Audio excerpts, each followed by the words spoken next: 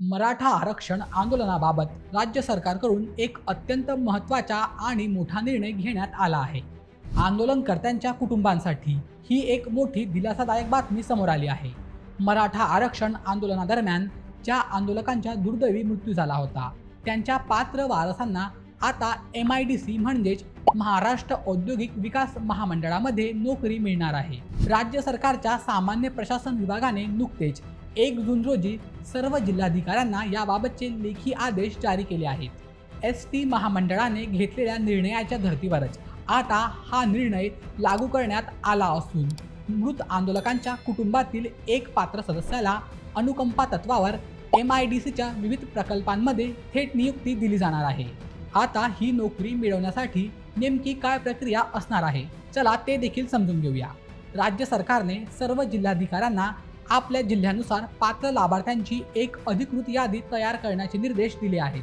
जिल्हाधिकारी संबंधित कुटुंबातील वारसांची पात्रता आणि त्यांच्या आवश्यक कागदपत्रांची सखोल पडताळणी करतील. ही पडताळणी पूर्ण झाल्यानंतर जिल्हाधिकाऱ्यांकडून एक प्रमाणपत्र दिले जाईल आणि हे प्रमाणपत्र मिळाल्यानंतरच संबंधित वारसाला नोकरी देण्याची पुढील प्रक्रिया सुरू केली जाईल. त्यामुळे या प्रक्रियेत पारदर्शकता आणि अचूकता राखण्यावर शासनाने विशेष भर दिला आहे.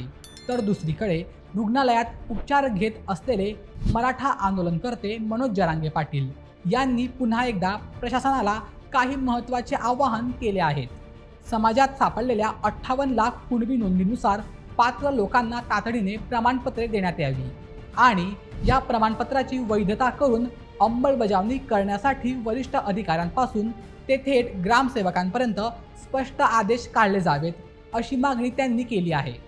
तसेच हैदराबाद, सातारा, कोल्हापूर आणि आंध्र संस्थांच्या गॅजेटच्या आधारे शासन निर्णय काढण्यात यावा आणि आंदोलकांवर दाखल झालेले गुन्हे मागे घ्यावेत, अशी अपेक्षाही त्यांनी व्यक्त केली आहे.